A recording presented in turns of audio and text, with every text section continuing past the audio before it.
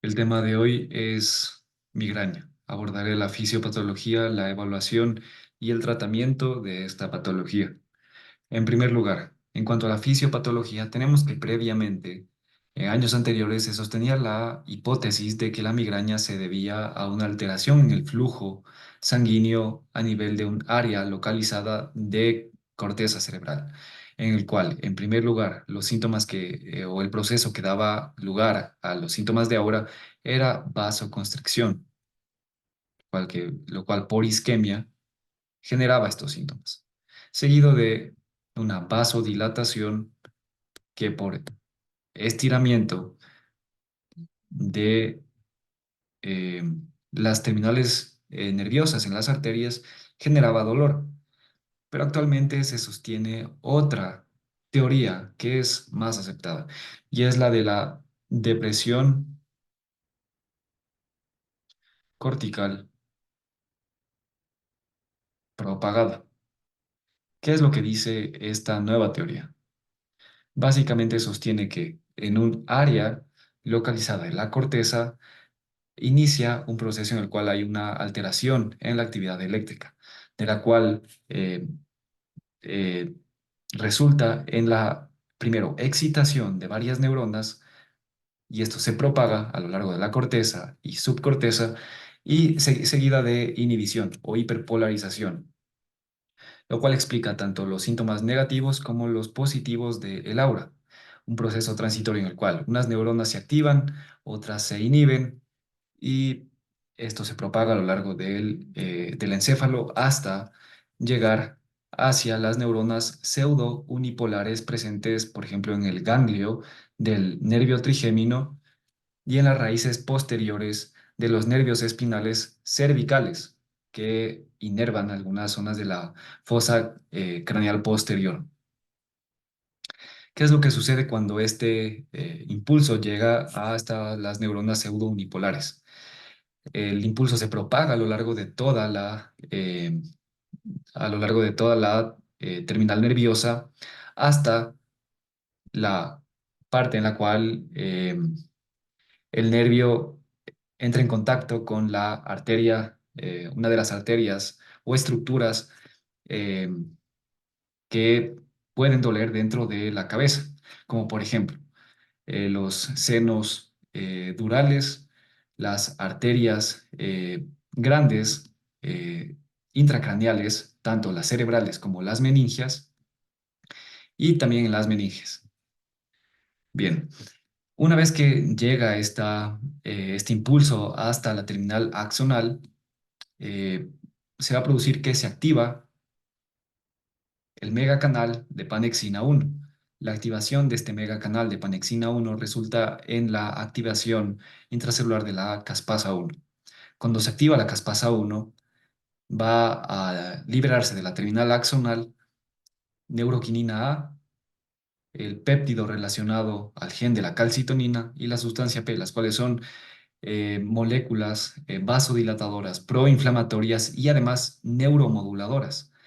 Tanto la sustancia P como el péptido relacionado al gen de la calcitonina pueden producir neuromodulación del dolor a través de aumentar o más bien disminuir el umbral de excitación, es decir, que consiguen que las terminales axonales nociceptivas se activen más fácilmente, se despolaricen más fácilmente. Adicionalmente, estas tres sustancias van a actuar a nivel de la glía, a nivel de los astrocitos. Cuando se unen a receptores en los astrocitos, generan activación o translocación del NF-κB. Cuando el NF-κB se transloca al núcleo, va a liberarse o va a generar la expresión de interleucinas y de otras moléculas proinflamatorias. Adicionalmente, cuando estas sustancias actúan en los vasos sanguíneos, van a generar que estos vasodilaten. Y al vasodilatar, permiten la extravasación de contenido plasmático, junto con sus proteínas que en ocasiones pueden ser proinflamatorias, como por ejemplo metaloproteinasas. Adicionalmente, como ya mencioné, estas moléculas, en particular la sustancia P, va a actuar a nivel de receptores en la terminal axonal y van a generar mayor excitabilidad. de la terminal, lo cual favorece que con estímulos tanto nociceptivos como no nociceptivos, es decir, que no generan dolor normalmente, la terminal axonal se va a activar, el, el sodio va a entrar y entonces va a despolarizar a esta neurona. De esta manera se transmite el impulso aferente pasando por el ganglio del trigémino y también las raíces posteriores de los nervios craneales, perdón, los nervios cervicales superiores y se transmite hacia el núcleo caudal del trigémino. Eh, Bien, adicionalmente, al producirse esta transmisión nociceptiva, no solo se va a liberar neurotransmisores, como por ejemplo el glutamato, sino que adicionalmente se van a liberar péptidos como la sustancia P en la terminal nerviosa central, a nivel de esta sinapsis con la neurona de segundo orden. Esta sustancia P de igual manera va a generar neuromodulación del dolor, generando una mayor excitabilidad de esta neurona de segundo orden nociceptiva. Y posteriormente, una vez que ya se activó esta neurona, ocurre después la decusación y a nivel del núcleo ventral posteromedial en el tálamo, que es la neurona de tercer orden, va después ya a viajar hacia la corteza y entonces el paciente va a experimentar dolor en la cabeza. Recordemos, esta es la parte que corresponde al dolor relacionado a la migraña, la fisiopatología de la cefalea, que se suele decir que se debe a inflamación neurogénica. Y es tal cual, recordemos que se produce vasodilatación, se ingresan sustancias proinflamatorias a el espacio extracelular a nivel del sistema nervioso central, o en este caso a nivel de la terminal axonal, y esta se activa. Y entonces es por ello que se genera el dolor. En cuanto a la fisiopatología de Laura de la migraña, ya mencioné, se debe a esta eh, depresión cortical que se propaga inicialmente en la corteza cerebral, generando zonas de excitación y zonas de inhibición neuronal. Ok, entonces eso es lo que corresponde a la fisiopatología. En cuanto a la epidemiología de la migraña, tenemos que es la cefalea primaria más común en llegar a la atención primaria, puesto que la cefalea primaria más común como tal es la cefalea atencional, pero esta es en la cual los pacientes más frecuentemente buscan ayuda de un médico. Tiene una prevalencia del 12 al 15% en la población general y vemos que tiene una mayor prevalencia en mujeres, hasta 17%, y en hombres un 6% cada año. Es más común en la tercera década de vida, alcanzando una prevalencia del 24% en mujeres y 7% en hombres. El tipo más común de migraña es la migraña sin aura. Y se ha reportado que la migraña puede ser un posible factor de riesgo para el desarrollo de parálisis de Bell, sordera neurosensorial y parálisis del nervio oculomotor. Sabemos que la migraña tiene factores precipitantes y factores exacerbantes en algunos casos, no en todos, es importante decirlo, pero se ha determinado que probables precipitantes pueden ser la menstruación, el estrés, estímulos visuales, nitratos, ayuno, vino y cambios en el clima, y posibles precipitantes, es decir, que falta más evidencia para determinar que sí son como tal precipitantes, son el aspartame, que es un edulcorante no calórico, alteraciones del sueño, cigarrillo, olores, calor, actividad física y actividad sexual. En cuanto a los exacerbantes, es decir, que una vez se ha instaurado la migraña, la exposición a estos factores o el hecho de que el paciente cumpla con uno de estos factores hace más probable de que su cuadro sea más severo. Por ejemplo, mala calidad de sueño, obesidad y movimiento. Es decir, que el paciente se esté moviendo bastante durante su episodio de migraña puede exacerbar el dolor. Por ejemplo, movimientos rápidos de cabeza, estornudo, ejercicio y pujar, por ejemplo, durante la defecación. En cuanto a las manifestaciones clínicas, tenemos que, bueno, es importante mencionar que la migraña es un trastorno de episodios recurrentes que suele desarrollarse en fases. Y esto suele progresar así. Primero un pródromo, que suele ser de 24 a 48 horas antes de la cefalea, después aura, después la cefalea como tal, la cefalea migrañosa y después el pósdromo.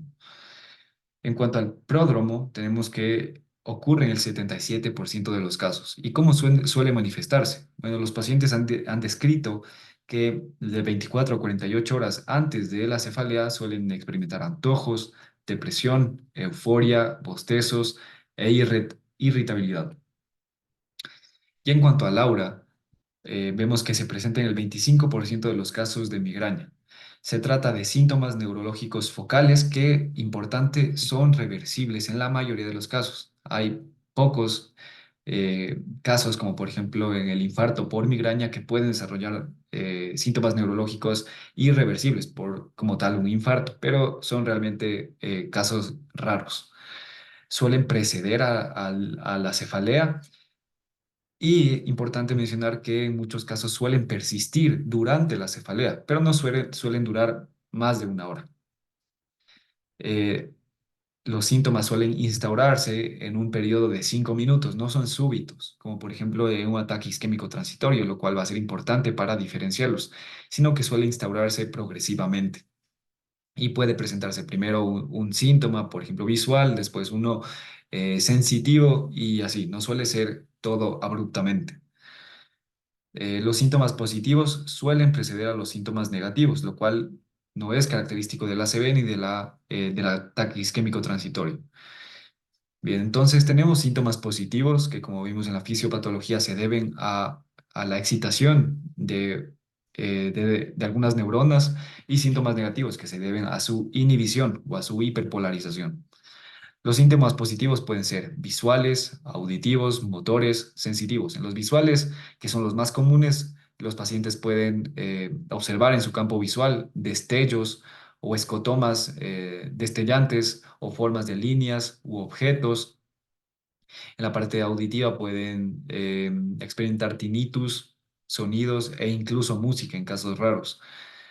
Eh, En la parte motora pueden experimentar movimientos tipo espasmo o movimientos rítmicos y en sensitivo pueden desarrollar parestesias, sensación de calor, dolor que suele ser localizado a nivel de una zona unilateral de la cabeza, del brazo o del miembro inferior. No suele ser muy común en el tronco. Síntomas negativos pueden ser entumecimiento, pérdida de la visión o audición, parálisis, afasia y disminución de la conciencia. Recordemos que esto es transitorio, no suele durar más de una hora. En cuanto al aura visual, como les mencioné, suele primero presentarse un síntoma positivo, lo cual puede ser este escotoma. Lo suelen describir como brillante o centellante o deslumbrante. Y este suele aparecer cerca del área correspondiente a la mácula, la zona de fijación visual. Esta suele ir incrementando a lo largo de esos primeros 5 minutos, suele irse expandiendo y una vez que ya ha pasado la fase positiva, luego ya se desarrolla ahí como tal un defecto visual negativo en el cual el paciente no va o no va a ver nada en esa zona. Pero un fenómeno conocido que suele presentarse en el aura visual es el fenómeno de fortificación. En estas zonas, con el defecto visual, con el defecto del campo visual, suelen desarrollarse estas formas que se describe que son similares a las fortificaciones de la Edad Media. Es por ello que se llama fenómeno de fortificación. En cuanto al aura sensorial, el paciente puede experimentar primero sensación de hormigueo limitado a un miembro, al rostro o incluso dentro de la boca, seguido de entumecimiento. Y este suele ser precedido en la mayoría de casos por aura visual. En cuanto al aura del lenguaje, es poco común y el paciente puede experimentar desde una dificultad así para encontrar palabras hasta una disfasia con errores parafásicos, la cual el paciente puede experimentar síntomas similares a lo que puede ser una afasia de Broca o a una afasia de Wernicke. En cuanto a la hora motora, tenemos que el menos común puede presentarse con debilidad aislada o secuencial y es característica de la migraña hemipléjica, que esta migraña hemipléjica se debe, o en muchos casos suele deberse a alteraciones genéticas, suele ser hereditaria y cabe mencionar que puede asociarse a deterioro neurológico este caso en particular. Puede también presentarse un caso de aura sin cefalea, y este es importante especialmente en pacientes adultos mayores o con factores de riesgo cardiovasculares, descartar un ataque isquémico transitorio. Bien. Em, Después del aura tenemos ya la cefalea como tal. La cefalea tipo migrañosa. ¿Cuáles son las características de esta cefalea? Suele ser un dolor que va de moderado a severo y suele ser unilateral, aunque no en todos los casos, es lo usual. Que sea unilateral, suele tener un carácter pulsátil, pero la pulsatilidad suele instaurarse a medida que la severidad del cuadro incrementa. Puede ser que inicialmente con el dolor en los primeros minutos no tengas esta característica pulsátil, pero progresivamente el paciente va a experimentar esto. Puede acompañarse de náuseas y vómito, fotofobia, fonofobia, osmofobia, y estas fotofobia, fonofobia y osmofobia es como que una poca tolerancia o irritabilidad hacia la luz, hacia el sonido o hacia los olores. También puede desarrollarse alodinia cutánea. Ya voy a explicar en la siguiente diapositiva de qué se trata esta alodinia cutánea. La cefalea suele tener una duración de 4 horas a pocos días si no recibe tratamiento. Entonces, ¿qué es la alodinia cutánea? Eh, Voy a regresar a la parte de la fisiopatología para explicarlo un poco mejor.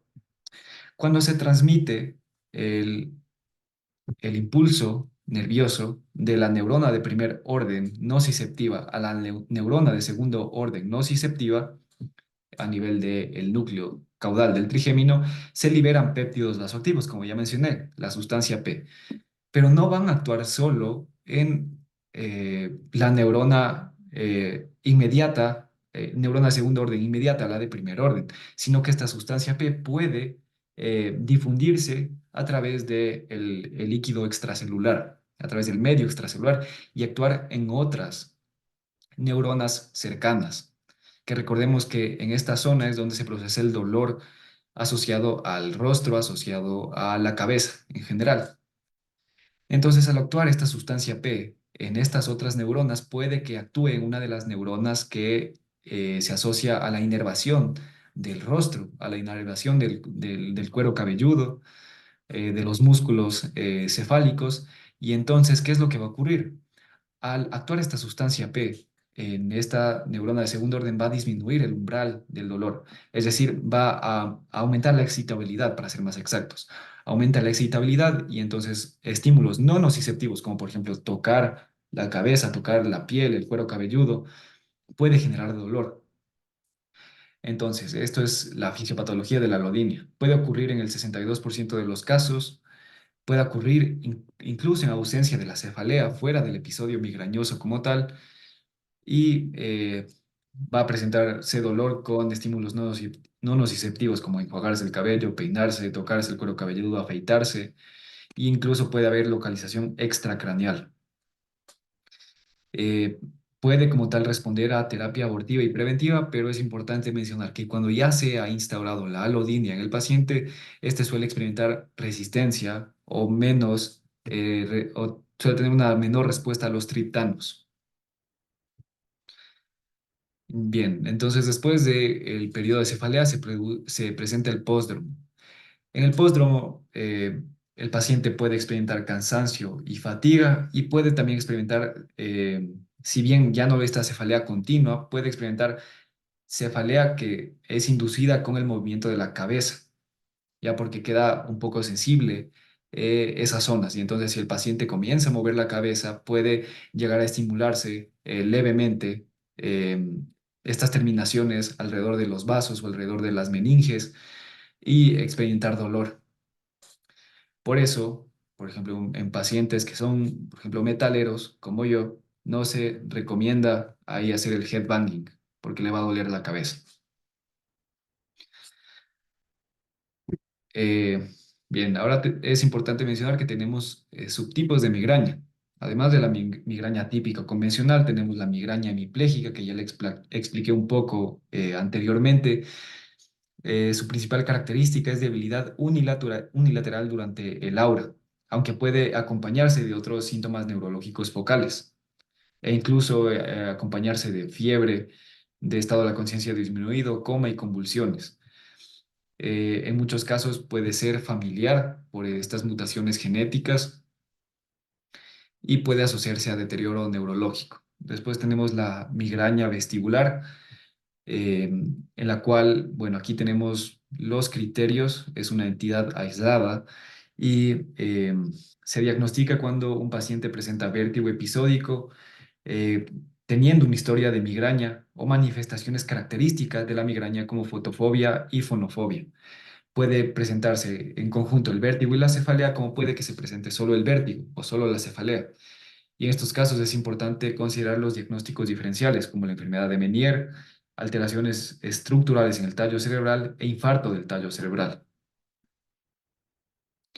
También tenemos migraña menstrual o también llamada catamenial, y es cuando aparece la migraña 2 días antes de la menstruación o 3 días o hasta 3 días después del inicio del sangrado.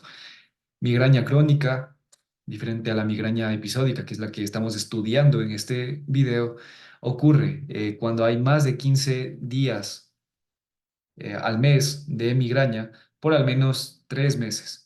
Y dentro de este tiempo, al menos 8 días al mes presenta episodios con características de cefalea migrañosa. La migraña retinal involucra alteraciones en la circulación retinal y ciliar, pues suele haber episodios de escotoma o pérdida visual monocular transitoria seguida de cefalea.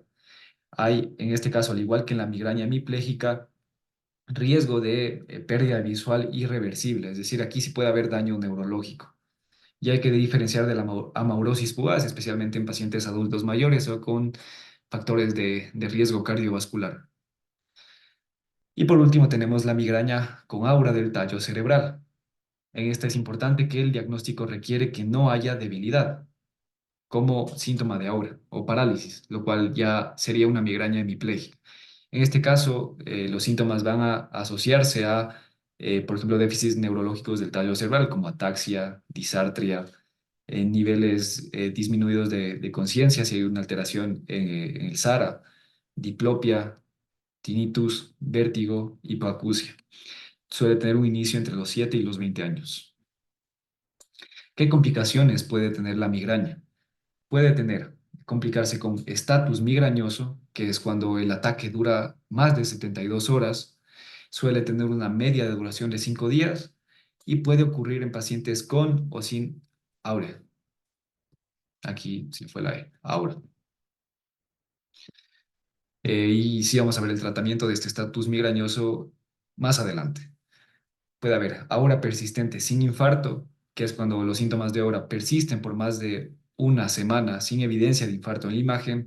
Infarto migrañoso, que es cuando la migraña con aura con una duración mayor a una hora, en la cual se evidencia isquemia o infarto en la neuroimagen. Y también convulsiones desencadenadas por migraña. Es otra entidad. Ahora, en cuanto al diagnóstico. Es importante tener en consideración los síntomas que tienen un mayor valor predictivo para que el cuadro en realidad sea una migraña. Estos son fonofobia, fotofobia y que el dolor sea desencadenado por un alimento. ¿Y por qué es importante tener esto en consideración? Debido a que en muchas ocasiones la migraña suele ser mal diagnosticada, suele ser diagnosticada como una cefalea tensional o incluso como una cefalea por sinusitis. Entonces es sumamente importante que tengamos en cuenta todos estos criterios, todos estos síntomas que indican una mayor posibilidad de que se trate de una migraña para realizar un diagnóstico y un tratamiento adecuado. Entonces tenemos migraña sin aura y migraña con aura. Recordemos, migraña sin aura es la más común. Entonces el criterio A, al menos 5 ataques que cumplan con los criterios B y D. El criterio B es ataques de cefalea que duran de 4 a 72 horas sin tratamiento o sin éxito. El dolor de cabeza tiene al menos dos de las siguientes características, y este es ubicación unilateral, calidad pulsátil o pulsante, intensidad de moderada a severa y empeora o se exacerba con la actividad física rutinaria. Y la D es, durante la cefalea se presenta al menos uno de los siguientes: náusea, vómito o ambos, fotofobia y fonofobia. Y finalmente nos explica por otro diagnóstico del ICHD3, que ayuda con el diagnóstico de las cefaleas. Después tenemos la migraña con aura, que es al menos 2 ataques que cumplan con los criterios B y C. El criterio B es uno o más de los siguientes síntomas de aura totalmente reversibles: visual, sensorial, habla y o del lenguaje, motor, tronco encefálico y de la retina. Y al menos 3 de las 6 características siguientes. Al menos un síntoma del aura se propaga gradualmente durante 5 minutos. 2 o más síntomas ocurren en sucesión.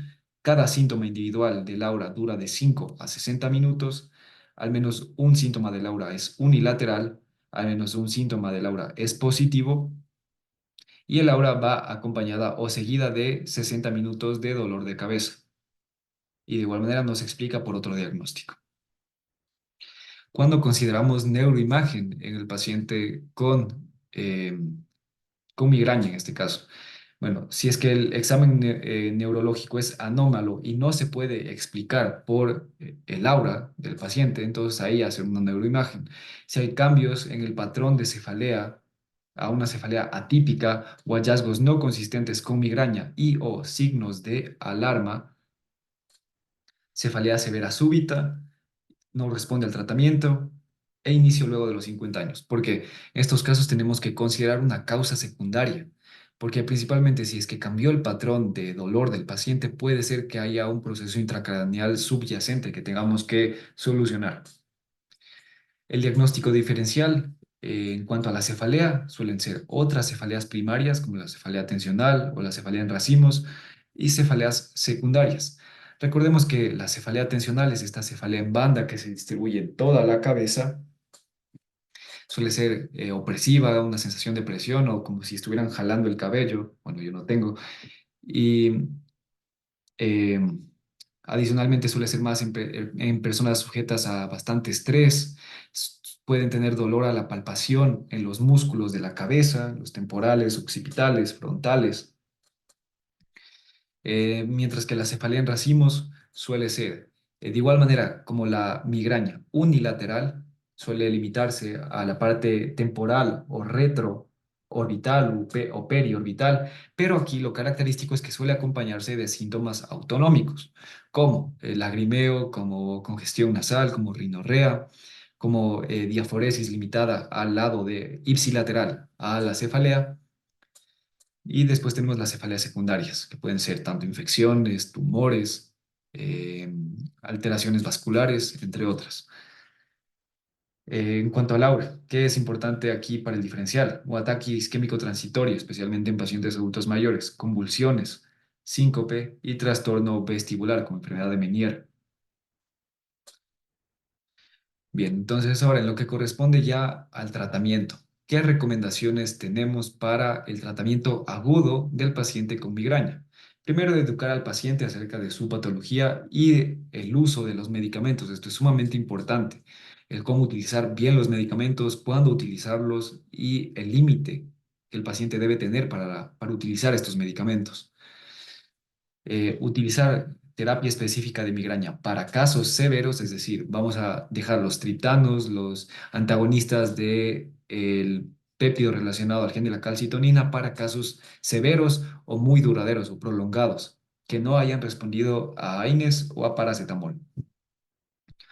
Vamos a utilizar opciones no orales en pacientes con náusea, vómito temprano durante el episodio, es decir, si el paciente no tolera la vía oral, si es que le damos una medicación por vía oral, este puede vomitar y entonces no sirvió de nada el tratamiento. Entonces, en estos casos podemos optar por medicación subcutánea, intravenosa o rectal. Y es importante que a medida que se va instaurando la cefalea, a medida que se va desarrollando la migraña, conforme va pasando el tiempo, hay menor probabilidad de que el paciente responda a la terapia. Por lo tanto, es importante administrar la terapia lo antes posible y evitar abuso de analgésicos. ¿Por qué? Porque el abuso de analgésicos puede llegar a desembocar en una cefalea por abuso de medicamentos. Es una entidad real, es una patología descrita. Y esto puede deberse, por ejemplo, a a una alteración en el umbral de excitación de las neuronas. Entonces, en estos casos, el paciente va a estar dependiente de analgésicos y si no los toma, le va a doler, incluso si es que no hay una migraña en curso. Consideraciones que debemos tener. La elección de la terapia va a depender de la severidad, la presencia de náusea o vómito, el entorno de tratamiento, es decir, si es ambulatorio o si es en emergencias, comorbilidades y preferencias. La medicación oral puede no ser la mejor opción en pacientes con náuseas, por lo que ya les mencioné, o también pacientes con una éstasis gástrica inducida por migraña, lo cual es bastante raro. Para el tratamiento agudo, otra vez vamos a diferenciar en ataque leve a moderado y ataque severo. En el leve a moderado vamos a iniciar con, o la primera línea va a ser un AINE o paracetamol. En el AINE tenemos ibuprofeno, tenemos aspirina, tenemos naproxeno, entre otros que ya voy a mencionar más adelante. La segunda línea, si es que no ha respondido al AINE o al paracetamol, está triptanos, solo o en combinación con el analgésico. O también puede ser una opción de primera línea, pero principalmente en estos casos leve a moderado comenzamos con un analgésico. Si no nos funciona, vamos a un triptano o a un antiemético.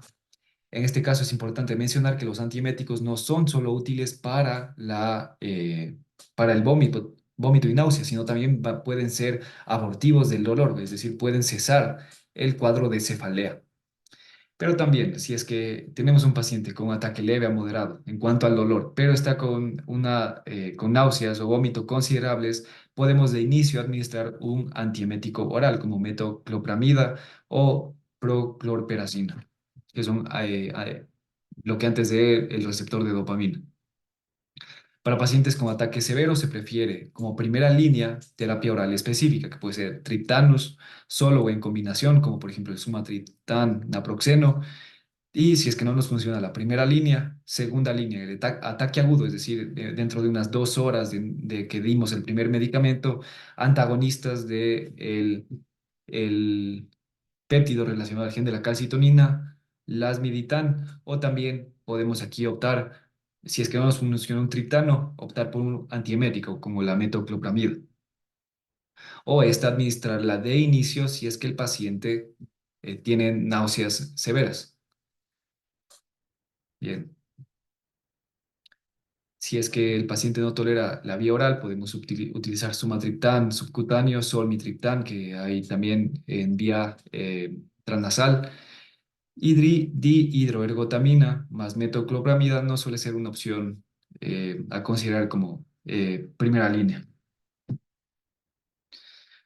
Para el estatus migrañoso, que recordemos que es cuando el episodio no ha tenido respuesta al tratamiento y dura más de 72 horas, va a requerir fluidos intravenosos y medicación parenteral. Puede iniciarse con ketorolaco o con un antagonista del receptor de dopamina. Aquí se me fue la flecha, acá. Si es que no responde esta primera terapia, vamos a considerar dihidroergotamina o valproato de intravenosos. Y vamos a considerar en estos pacientes admisión y también dexametasona parenteral para la prevención de la recaída. En estos pacientes que acuden a la emergencia puede ser útil el administrar la dexametasona parenteral. Se ha visto que el uso de dexametasona en este contexto reduce la posibilidad de que el paciente luego de una semana regrese con una recaída. Aquí vamos a utilizar una monodosis intravenosa de 4 miligramos de dexametasona. Y algo que olvidé mencionar es que los pacientes pueden tener ataques variables, es decir, que pueden tener en un día un ataque leve que no justifique esta terapia o un ataque severo. Entonces, en estos casos tenemos que pautar una terapia tanto para los ataques leves como para los ataques severos. Ahora, ¿qué hacemos con los ataques que son tratados en la emergencia? Ya mencionamos un escenario como por ejemplo el estatus migrañoso. Pero ¿qué hacer aquí en general? Usualmente el paciente que acude a emergencias es porque viene con un episodio severo, una cefalea muy intensa o con síntomas severos, así náuseas severas o que está vomitando mucho el paciente. Y usualmente no suelen los pacientes que acuden a emergencias porque no han respondido adecuadamente a la terapia habitual. Aquí en primer lugar, descartar siempre una cefalea secundaria. Las opciones terapéuticas van a ser sumatriptán 6 miligramos por vía subcutánea y o antieméticos como la plo- prochlorperacina 10 miligramos intravenoso, metoclopramida 10 miligramos intravenoso y una opción menos eh, preferida es la clorpromacina debido a los efectos adversos. Puede considerarse de igual manera dihidroergotamina, 1 miligramo intravenoso más metoclopramida, y esto suele ser el caso casi en la mayor parte de las ocasiones, que se combina dihidroergotamina con metoclopramida. No suele utilizarse como monoterapia la dihidroergotamina. El ketorolaco puede utilizarse con una dosis intravenosa de 30 miligramos o intramuscular de 60 miligramos. ¿Qué consideraciones adicionales debemos tener con este tratamiento en emergencias? Es que si el paciente recibe un bloqueante de dopamina intravenoso como la metoclopramida, tenemos que considerar el uso de difenhidramina, que es un antihistamínico de primera generación, de 12,5 a 25 miligramos intravenoso con el objetivo de prevenir los síntomas extrapiramidales asociados a la metoclopramida u otro bloqueante de dopamina, como acaticia o distonía. No se recomienda dihidroergotamina en pacientes con enfermedad vascular isquémica debido a que la dihidroergotamina es un vasoconstrictor. Y de igual manera, aquí podemos optar por utilizar dexametasona, 4 miligramos intravenoso, y nunca dar opioides, porque los opioides no son buenas opciones y en muchas ocasiones suele utilizarse de manera errónea. Los opioides pueden, sí, en algunos casos, generar alivio del dolor, pero la complicación de los opioides es que suelen asociarse más a cefalea de rebote y también los pacientes se ha visto que dentro de una semana se ha visto que los que reciben opioides en la emergencia tienen mayor riesgo de recaída y de regresar a la emergencia en relación a otros tratamientos analgésicos. Eh, por eso, sumamente importante evitar el sobreuso de medicamentos y evitar también el uso de opioides. ¿Por qué? Porque se ha descrito esta entidad de la cefalea por abuso o por sobreuso de medicamentos. Puede ser por alguna alteración en el umbral del dolor a nivel de las neuronas de segundo o de tercer orden. Entonces, ¿cuáles son los medicamentos con alto riesgo de generar cefalea por abuso de estos medicamentos? Pueden ser opioides, analgésicos que contienen el butalbital, que es un barbitúrico, y la combinación de aspirina, paracetamol, cafeína. Se ha visto que tiene riesgo intermedio los triptanos y riesgo bajo o protectores pueden ser los antagonistas del péptido relacionado al gen de la calcitonina y AINES.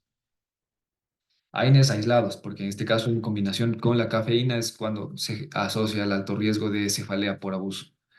La recomendación aquí, y más bien el éxito para prevenir esta cefalea por abuso de medicamentos, es limitar la medicación aguda.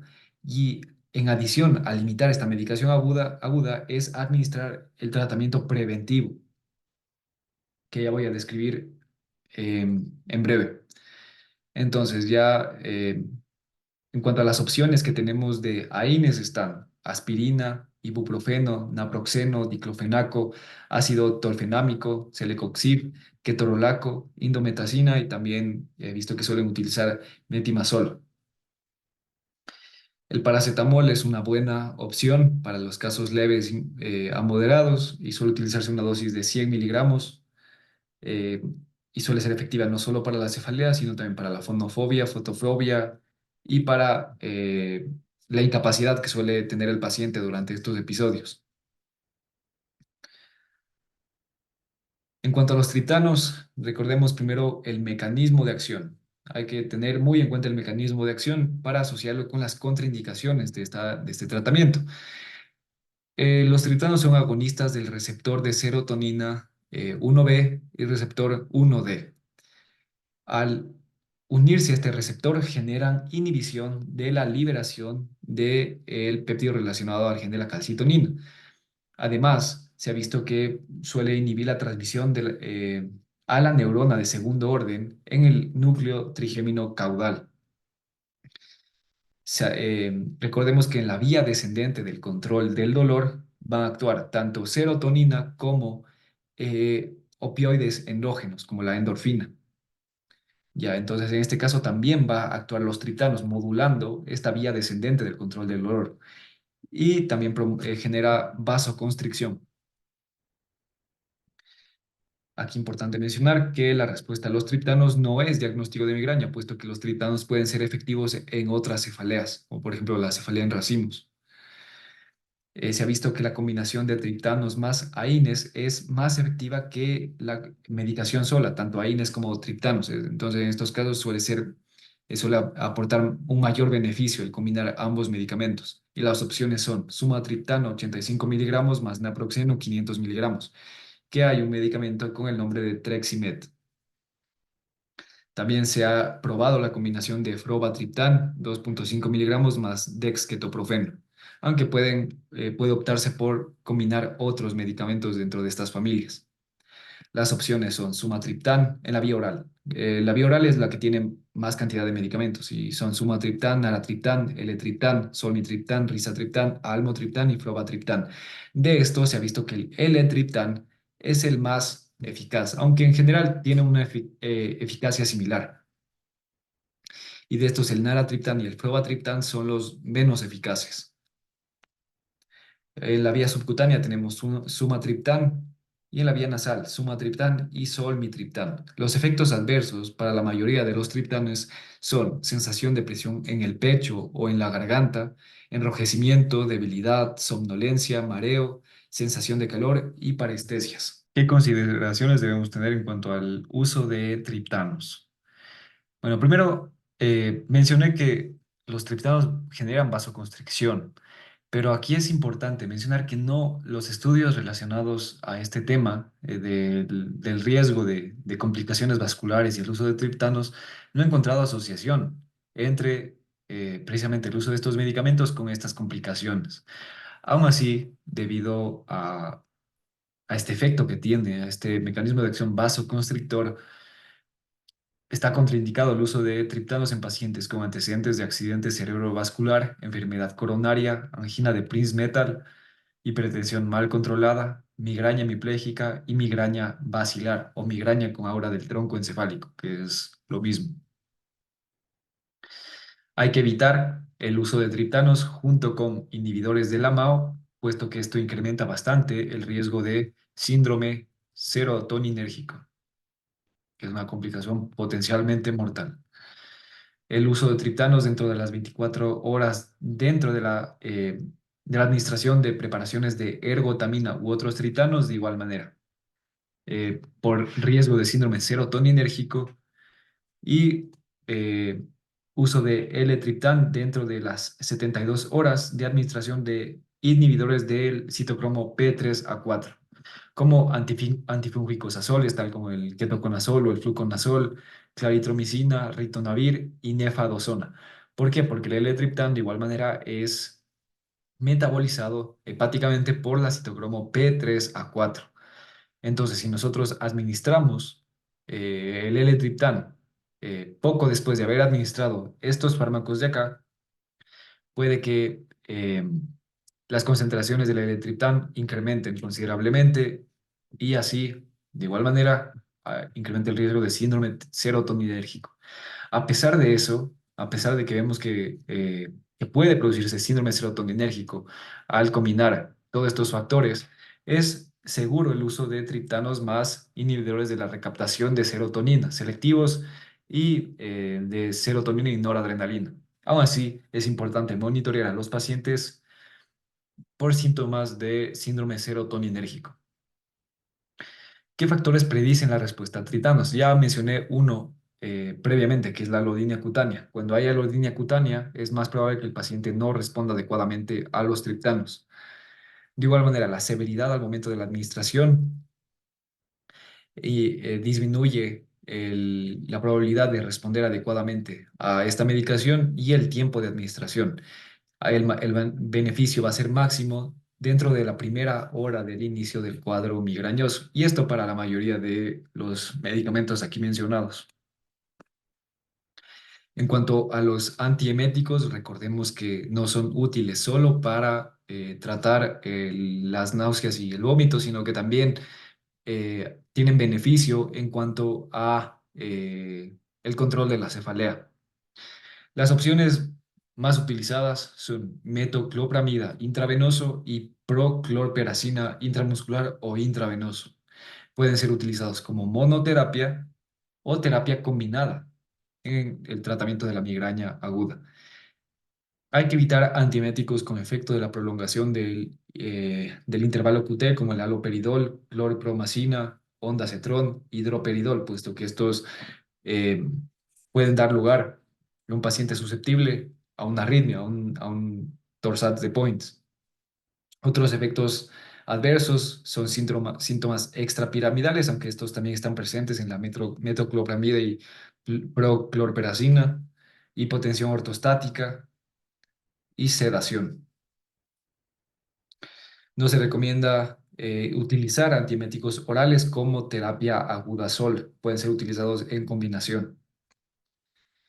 En cuanto a los antagonistas del péptido relacionado al gen de la calcitonina, son una terapia nueva, un poco costosa y que no está tan disponible a nivel mundial.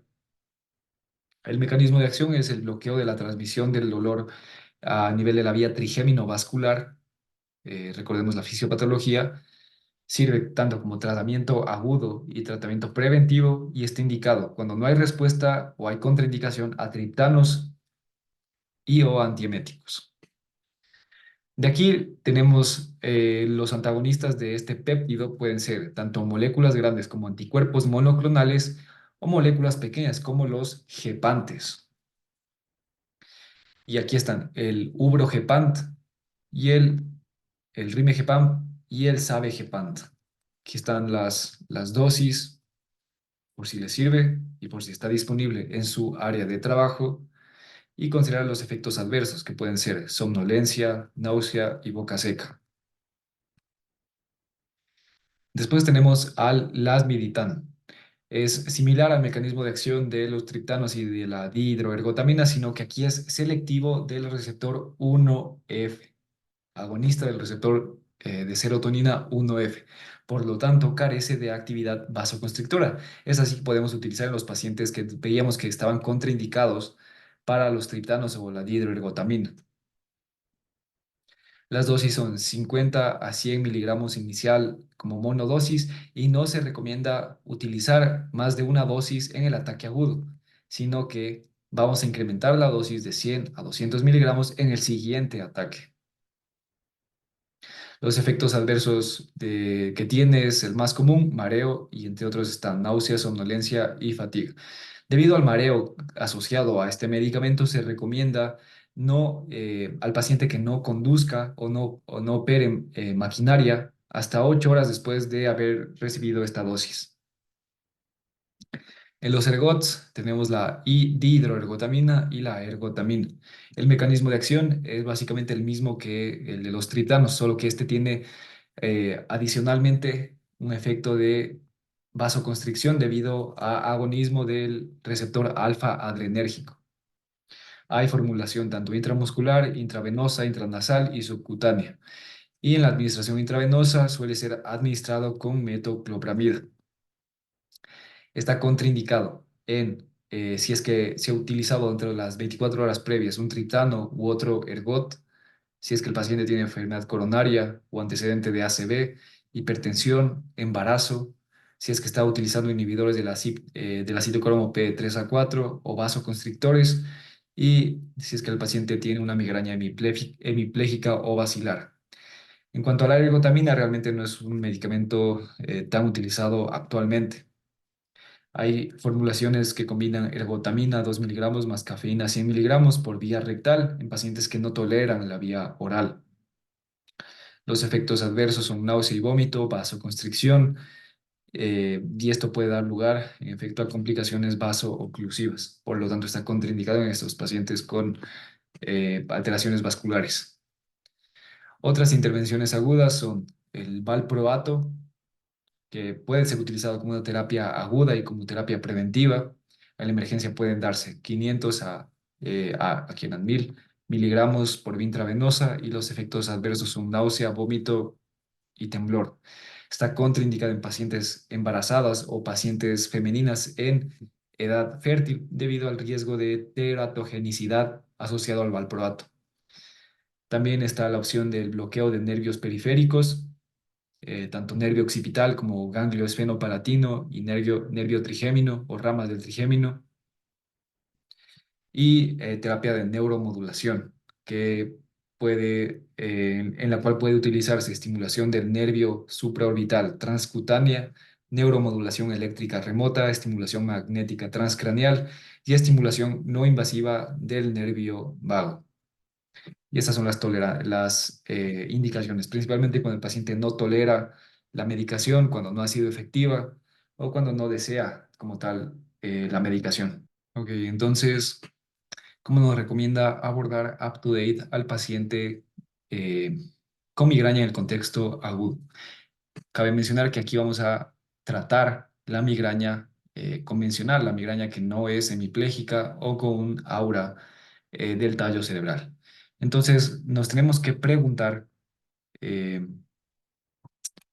si el paciente tiene alguno de estos hallazgos que indican severidad de su cuadro de migraña, que puede ser la administración previa de un analgésico no opioide antes de la presentación del paciente, si es que no ha respondido a un analgésico no opioide previamente, si es que hay náusea o vómito severo, si es que hay hallazgos que sugieren que el paciente está incapacitado o que el cuadro de migraña incapacita al paciente considerablemente, como no le deja trabajar o atender a la escuela, o si es que ha habido historia de ataques de migraña severos o prolongados. Si es que tenemos hallazgos de severidad, nos preguntamos dónde está el paciente, si está en el contexto ambulatorio o si está en la emergencia. Si es que está en la emergencia, vamos a considerar sumatriptán más y o un antiemético como metoclopramida.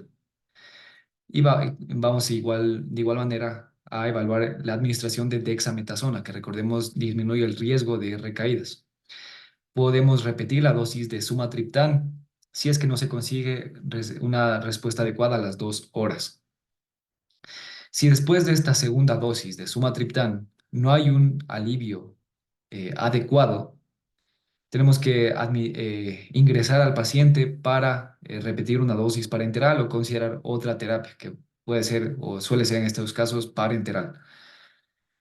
Pero si es que, regresando a esta primera parte del algoritmo, el paciente no presenta hallazgos de severidad, vamos a administrar una monodosis de un analgésico no opioide como una INE, tal como ibuprofeno, naproxeno, también acetaminofén o una combinación, paracetamol, aspirina, cafeína. Si con esta primera línea no conseguimos alivio a las 2 horas, consideramos una terapia específica para la migraña como segunda línea. Aquí van a estar triptano más un analgésico no opioide y antieméticos como la metoclopramida o la prochlorperacina. Si es que no ha conseguido con esta segunda línea alivio a las 2 horas, es decir, ya va 4 horas el paciente, nos preguntamos si es que ha recibido dentro de estas 2 a 4 horas un agente vasoactivo, como un triptano o la dihidroergotamina. Si la respuesta es que sí, ¿qué tenemos que hacer? En este caso, vamos a administrar algún tratamiento que no implique una medicación con potencial vasoconstrictor, como una ergotamina o como otro triptano. Entonces aquí tenemos lasmiditán, un antiemético o analgésicos no opioides como el ketorolaco o el naproxeno. Pero si es que ya ha recibido un agente vasoactivo, más bien si es que no ha recibido un agente vasoactivo, podemos de igual manera considerar otro triptano más un analgésico no opioide, antagonistas del péptido relacionado al gen de la calcitonina, lasmiditán, antieméticos, dihidroergotamina, más la metoclopramida y analgésico no opioide. Y si no ha conseguido con ninguna de estas terapias alivio a las 2 horas, es decir, aquí ya lleva 6 horas con su cuadro, vamos a considerar o repetir dosis parenterales u opciones adicionales. Pero lo usual es que en este punto del tratamiento el paciente ya haya respondido. En lo que corresponde al tratamiento preventivo de la migraña episódica en específico, vamos a tener algunas indicaciones. Primero, episodios de cefalea frecuentes y o duraderos, que sean más de 4 episodios al mes o que cada episodio tenga una duración mayor a 12 horas. Que el paciente presente contraindicaciones contra la medicación aguda, que presente baja tolerancia o baja eficacia a la terapia aguda, que los episodios causen discapacidad significativa y disminución de la calidad de vida, que el paciente tenga riesgo de cefalea por abuso de medicamentos, es decir, que esté tomando bastantes medicamentos de terapia aguda al mes y migraña menstrual. ¿Cuáles van a ser los objetivos del tratamiento preventivo? Bueno, principalmente va a ser disminuir la intensidad o severidad, la frecuencia y la duración de los episodios de migraña, mejorar la respuesta a la terapia aguda, mejorar la funcionalidad del paciente y su calidad de vida, reducir el riesgo de que la migraña episódica progrese a una migraña crónica y reducir el riesgo de deterioro neurológico en pacientes con migraña hemipléjica, migraña basilar o con aura del tronco encefálico e infarto por migraña. Aunque no son las patologías objetivo de este video. En cuanto a la elección de la terapia farmacológica, vamos a tener fármacos de primera línea y de segunda línea. La primera línea tenemos beta bloqueantes, antidepresivos, anticonvulsivantes y la recomendación que se realiza en cuanto a la secuencia de elección de estos fármacos es primero ir con un beta bloqueante, después con un antidepresivo y en último lugar con un anticonvulsivante. Y después, bueno, hay que considerar de igual manera que puede optarse como después de que no funciona el primer tratamiento de primera línea, otras opciones como otros antihipertensivos que están los medicamentos de segunda línea. Entonces esto es un poco relativo. Bien, en los beta bloqueantes tenemos propranolol, metoprolol, timolol. En antidepresivos están antidepresivos tricíclicos como la amitriptilina, la doxepina e inhibidores de la recaptación de serotonina y noradrenalina como la venlafaxina. Anticonvulsivantes tenemos al topiramato. En la segunda línea vamos a tener otros antihipertensivos como los ARA2, IECAS, calcio antagonistas, antagonistas del péptido relacionado al gen de la calcitonina, gabapentina, que bueno, como voy a mencionar adelante, los estudios han encontrado que no hay un beneficio de su uso en la prevención en la terapia preventiva de la migraña, y el valproato. ¿Cómo se recomienda abordar esta terapia preventiva? Bueno, vamos al ejemplo de que como fármaco de primera línea escogemos al propranolol. Entonces vamos a dejar al fármaco que actúe durante 6 a 8 semanas. Si a la de 6 a 8 semanas hemos visto que no ha habido una disminución en la frecuencia, duración e intensidad de los episodios de migraña, vamos a la siguiente línea que sería los antidepresivos. También puede ser considerar otro antihipertensivo como un ARA2 o un calcio antagonista, pero en este caso consideremos antidepresivos. Aunque, como les digo, es una opción adecuada, un antihipertensivo. Pero vamos, amitriptilina. Esperamos de igual manera 6 a 8 semanas y si no nos funciona con la amitriptilina, probamos otra opción que puede incluir incluso un eh, anticonvulsivante, como un topiramato. En este aspecto es importante mencionar que varios de estos fármacos recién suele verse efectividad al mes de comenzar con su tratamiento.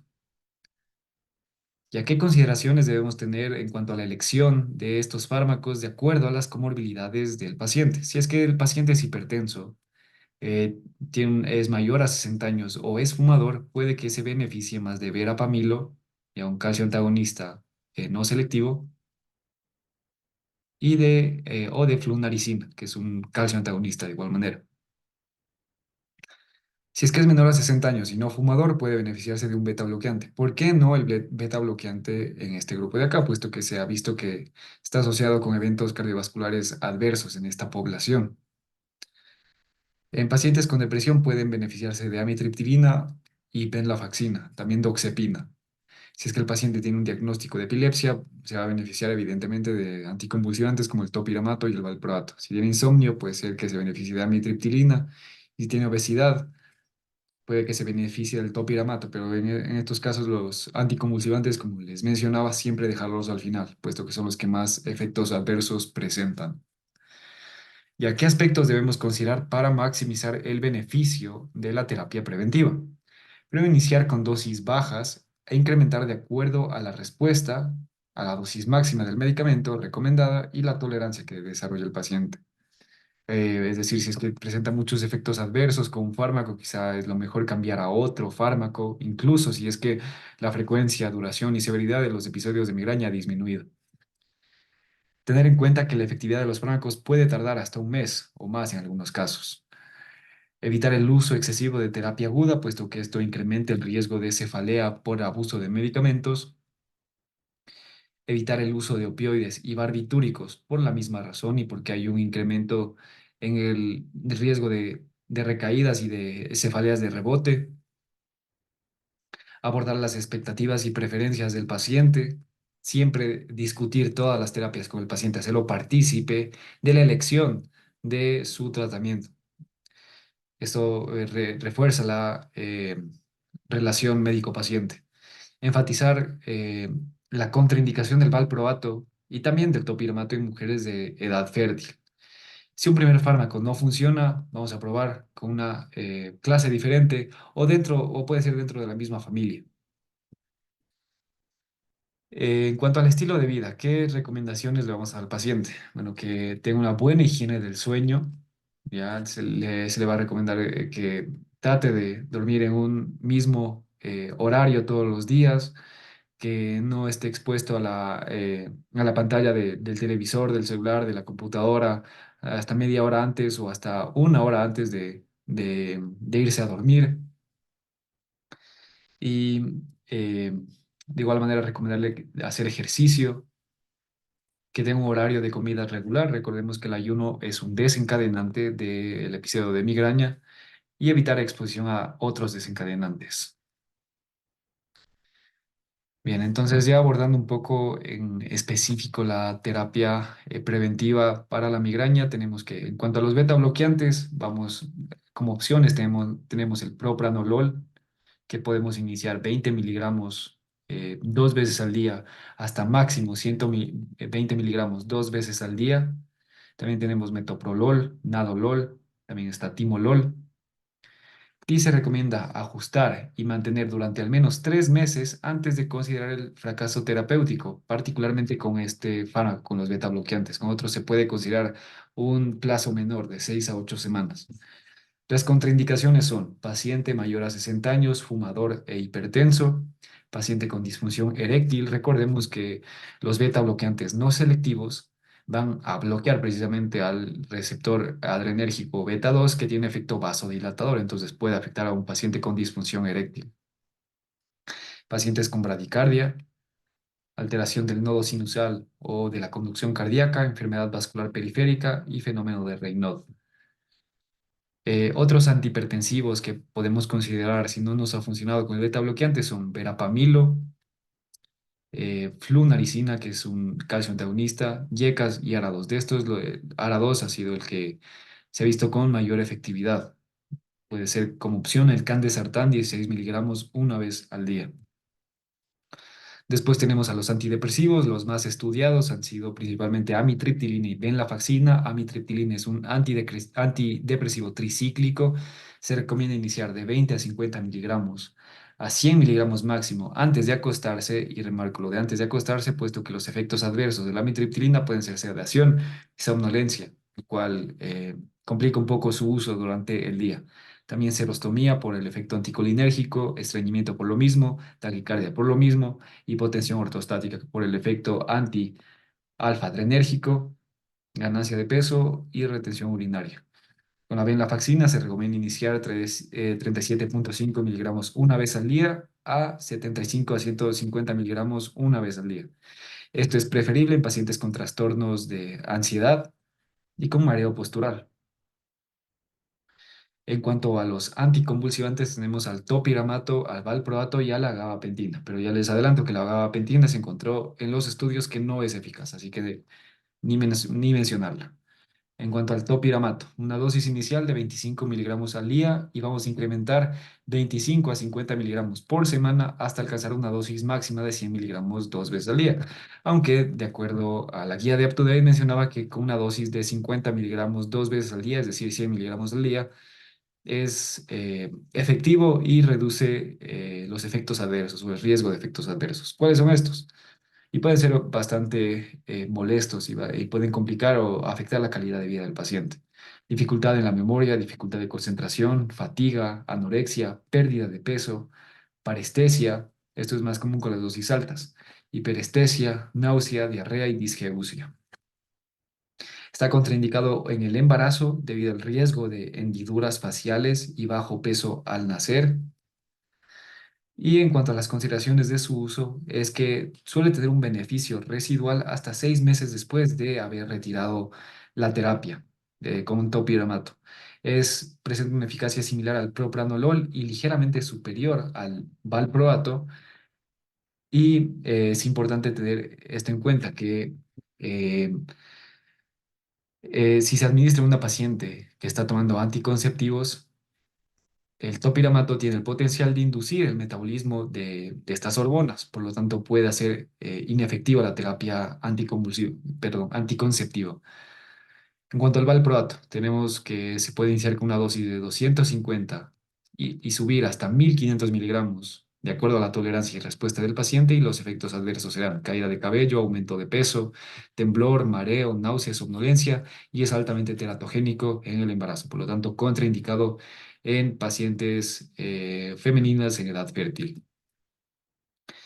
En cuanto a los antagonistas del péptido relacionado al gen de la calcitonina, como ya mencioné antes, tenemos anticuerpos monoclonales, que son las moléculas grandes, y moléculas pequeñas, como los gepantes.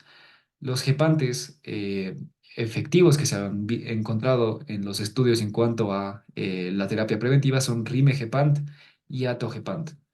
Y estos son los anticuerpos en los cuales he encontrado beneficio.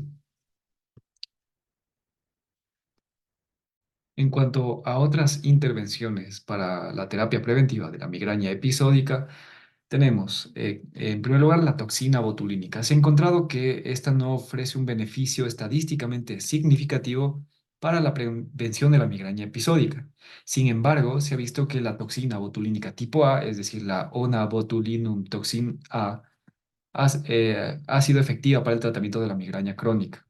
Aquí tenemos otros tratamientos como la coenzima Q10, la vitamina B2, el magnesio, la melatonina, y se ha encontrado la mayoría de resultados mixtos, es decir, en algunos estudios se encuentra que son efectivos, en otros que no son efectivos, pero pueden considerarse.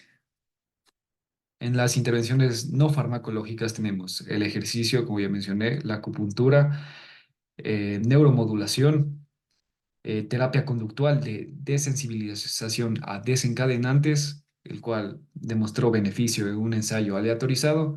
Y después tenemos intervenciones que no están recomendadas, como lo son la cirugía, en específico la cirugía de resección muscular o nerviosa, la cual no se asocia a la fisiopatología de esta enfermedad y por lo tanto no va a resultar en un beneficio para el paciente.